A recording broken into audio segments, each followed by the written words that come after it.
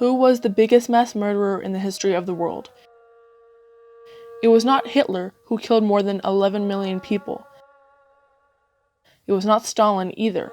He was responsible for more than 20 million deaths. The biggest mass murderer in the history of the world was Mao Zedong. He killed more than 45 million people in China. Mao Zedong greatly affected China's economy and society.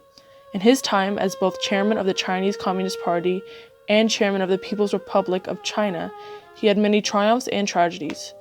Children and young adults were being brainwashed into following communism. Those who didn't were sent away and abused. This period in time is very significant because Chairman Mao caused great changes to China and the world around it. How did so many die and why? The answers can be found when we explore the triumphs and tragedies of the Chinese Cultural Revolution. Mao Zedong was born in 1893, and he developed a belief in communism in his youth. He rose to power in 1921 and was co-founder and the leader of the Chinese Communist Party. Mao also became the president of the People's Republic of China in 1949, which also helped him rise to the top. This was all until Mao died in 1976. When Mao first made the Communist Party of China, Northern China, being the nationalists, was against it. This led to the Chinese Civil War between the nationalists, led by Chiang Kai-shek, and the communists, led by Mao Zedong. The nationalists were supported by the United States, while the communists had the Soviet Union. The fight ended with the communist victory. China's victory in the Chinese Civil War was very triumphant, but this led to the Cultural Revolution, which caused many economic and democratic repercussions. The communist victory was very triumphant for them.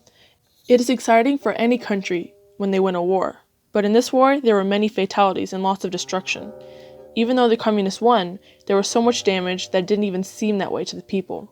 Families and communities were destroyed. Mao took advantage of the people's disparity and loss to gain more power over China. The people felt hopeful again, but that soon changed when the Chinese Cultural Revolution first really began. Mao made very effective decisions that changed China greatly. Over 45 million people died, and China's economy was nearly completely ruined. This led to the people of China to unite and join together, despite their small differences. They were excited that they had something to live for.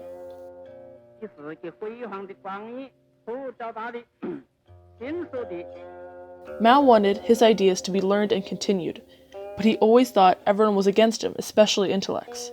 He thought elites were going to make their way to the throne and overthrow his communist ideas. He wanted to get rid of them, along with everyone else who opposed him. So those who opposed him were taken by the Red Guard and sent to the countryside for forced labor, re-education, and in some cases torturing and murder. This affected China tragically because there were so many people taken from their communities. They were sent to work and were brainwashed into believing communism. On the other hand, this must have felt very triumphant to those who believed in the Cultural Revolution and in Mao. Knowing that those who didn't like the revolution were gone must have made them even happier. Mao made a 5-year plan to stimulate economic growth in China. His plan was originally going to be very successful and good for China, but Mao started to notice other countries' industrialization achievements. China was behind the other countries in manufacturing. So Mao mobilized the people of China and used them to speed up his 5-year plan. This point in China's history is known as the Great Leap Forward. Mao established factories and forced people to work in them. Even the people with little to no experience had to work in his establishments, and ended up making terrible goods.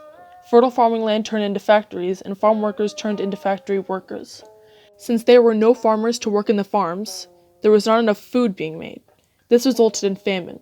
Those who were poor were more affected by the famine because they had less of a chance of getting food. It is known as the Great Chinese Famine, and it lasted 3 whole years. Millions of people died, and it was less of a great leap and more of a great failure because of tragic results. This was obviously very tragic towards China because of how many people died. It was also triumphant because China's economic growth did go up. The products they were making were not very good quality, yet they were making much more than they did before. Mao did succeed at what he wanted to do. After the major effect on the people of China because of Mao's 5-year plan and the Great Leap Forward, some of the people of China wanted change, while some were still oblivious and brainwashed. Mao caused very bad events to happen that were catastrophic towards China. Therefore, the Chinese Communist Party started to lose trust. He felt that the idea of socialism was starting to leave China, and suspected that the Soviet Union caused it. So he decided to disband from his allegiance with the Soviet Union. This was triumphant because Stalin, who was the leader of the Soviet Union at the time, was a tyrant like Mao. Them together was more dangerous than them apart. If they had stayed allies, the Cultural Revolution could have turned out way differently, so it was beneficial to the people that they separated. A person who played a big part in the Cultural Revolution was Jiang Qing, Mao's third wife. Qing was Mao's personal secretary and was also an opera singer, an actress, and a government official. Qing had a great influence over Mao himself and was practically his partner in crime. She is known for creating the Gang of Four, which included Zhang Shengkao, Yao Wenyuan, Huang Wangwang, and herself as the leader. The Gang of Four was very popular and mainly focused on pushing Mao's beliefs into Shanghai. The Chinese Communist Party released the 16-point guidelines to get rid of the capitalists in China who wanted socialism to switch to capitalism. Schools were shut down to gain control over the curriculum and make it socialist biased. Socialism was encouraged in propaganda, music, and teachings. Mao was seen by most of China as the best thing to ever exist. Kids were being brainwashed into thinking socialism was the right thing. Jiang Qing also played a big part in the brainwashing because she was a very famous celebrity. There was even a book called Quotations from Chairman Mao Zedong, and people that supported Mao praised the book. Everyone in China had to have one. They used it to praise Mao even more and show their loyalty towards him. Students in college, high school, and even middle school made up what is called the Red Guard, one of the most revolutionary youth groups to ever exist. The Red Guard was a militia of kids who attacked those who were against Mao and the Four Olds. Many of China's youth dedicated their lives to the Red Guard. They rioted and purged those who opposed Mao without question. Although most of the effects of the Red Guard were very tragic, the Red Guard was also triumphant because most of China was united. They were excited to wake up every day and work together to support their beliefs. The people of China would walk the streets, preaching their ideas and loyalty to Mao. A big part of Mao's campaign was getting rid of something called the Four Olds. The Four Olds were old culture, old ideas, old customs, and old habits. Superstitions were considered a Four Old, like auspicious moments and elaborate rituals. Signs of some shops were also considered a Four Old. For example, a shop sign read, "The Great Prosperity Market," which means to make a lot of money and to be successful. Mao thought this was exploitation, so it had to be gotten rid of. Another sign said, "The Innocent Child Toy Shop." Mao thought the word innocent showed lack of awareness and it was neutral. Clothing and hairstyles were also considered Four Olds. Pointed shoes and skinny pants were not allowed. Western-styled clothes were also not tolerated because Western China was thought to be against the Cultural Revolution. If you were seen by the Red Guard wearing Four Old clothing, the clothes would be ripped apart right in front of you and everyone around you. You are humiliated. Once again, although these actions were tragic, the people of China bonded over getting rid of the Four Olds. The Red Guard worked together and acted on what they believed in. After much purging against those who opposed Mao by the Red Guard, fights broke out against those who were too communist. The fighting got so bad in some schools that Mao sent his soldiers to capture all the students and send them to the countryside. Over the course of 10 more years, 17.5 million students were sent away to the countryside. The Red Guard was starting to seem very detrimental towards China, so Mao soon began to transfer power from the Red Guard to the People's Liberation Army. Mao thought smart people were enemies. Revolutionary committees took over companies and sent the real engineers and technicians to the countryside. This was very, very damaging to China's economy because no one was running these tremendously important companies correctly. Incomes declined and so did industrial output. China's economy had completely fallen to pieces. Lots of the responsibility to fix China's economy was put on one man named Zhou Enlai, a member of the Chinese Communist Party.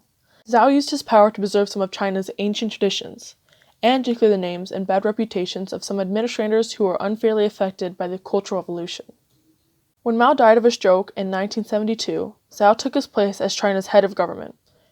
The Gang of Four ended up getting arrested, which brought an end to the Cultural Revolution. Soon after, in 1976, Zhou died of cancer, which then transferred power to Deng Xiaoping, coincidentally one of Mao's very great rivals. Deng took on plans that were a complete rejection of Mao's beliefs and the Cultural Revolution. He restored China's economy and opened it up to the world. The Chinese Cultural Revolution had many results, both tragic and triumphant. For example, during the revolution, many people had the choice to escape to Hong Kong for refuge. Some people who did failed at making a new life for themselves. However, some people were able to have a better life, like Cao Yang.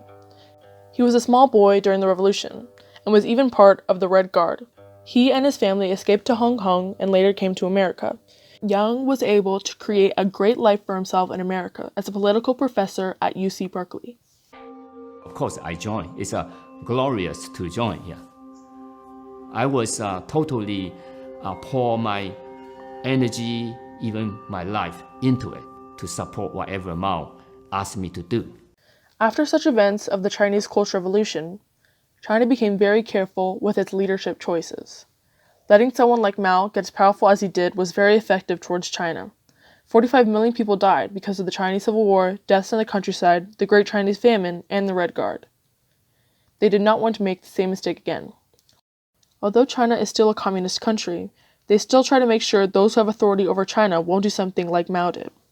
If something like this happens again to China or any other country, it will be disastrous, though it will be much harder to achieve. Economies have developed much more over time. Laws and rights have changed. Lots of people are now smart enough to overlook the excitement of having a leader like Mao and realize the actual effects they have towards their country and the world.